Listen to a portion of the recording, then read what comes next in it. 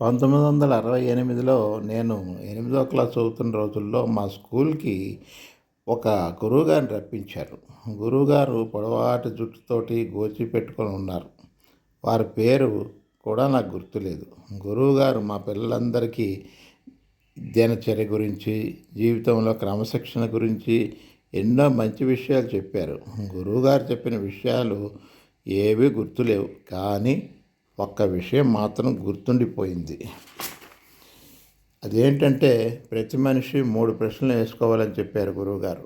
ఒకటో ప్రశ్న, మనం ఎక్కడి నుంచి వచ్చాం? 2, మనం ఇక్కడ ఏం చెయ్యాలి? మనం ఇక్కడి నుంచి ఎక్కడికి వెళ్ళాలి? ఈ 3 ప్రశ్నలు జీవితకాలంలో ఒక్కసారైనా వేసుకోవాలని గురువుగారు చెప్పారు.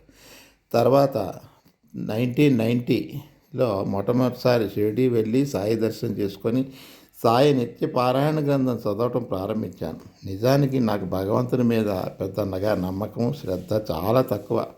99% నా మనస్సు విషయాలపై తిరగెడుతున్నా, చంచలంగా ఉన్న ఎక్కడో 1% మాత్రం భగవంతుని మీద ఉండేది. కానీ భగవంతుడు ఎవరు, సద్గురువులు ఎవరు, ఎలా తపస్సులు చేస్తారు, ఎందుకు చేస్తారు అనే జిజ్ఞాస మాత్రం ఉండేది. ఆధ్యాత్మిక విషయాలపై నాకు తెలియకుండానే ఆసక్తి కలిగి అన్వేషణ ప్రారంభమైంది. సాయి నిత్యపారాయణ గ్రంథం చదువుతుంటే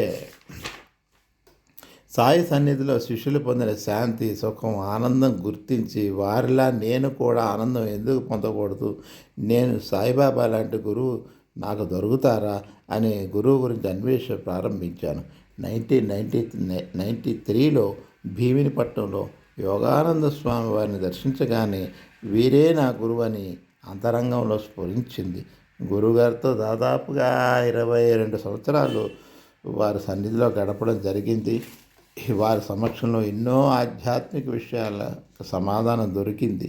వారి సన్నిధిలో గడిపిన క్షణాలు బ్రహ్మానుభూతిని గుర్తు చేస్తాయి. గురువుగారు తపస్సు చేసిన కాలంలో వారి ఒంటి మీద పాములు జెర్రీలు కూడా తిరిగాడేయట. అంటే వాటికి కూడా యోగానందం కావాలని నాకు అర్థమైంది.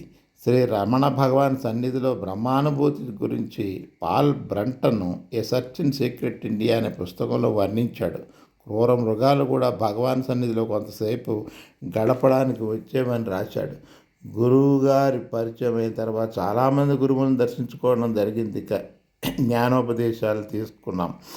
గురువుల సమక్షంలో నేను పొందిన ఆనందం నాతోనే ఆగిపోకుండా మీ అందరితో కూడా పంచుకోవాలి అనే సదుద్దేశంతో నా ఈ మోహన్ యోగా ఫర్ ఆల్ అనే ఛానల్ని ప్రారంభించాను.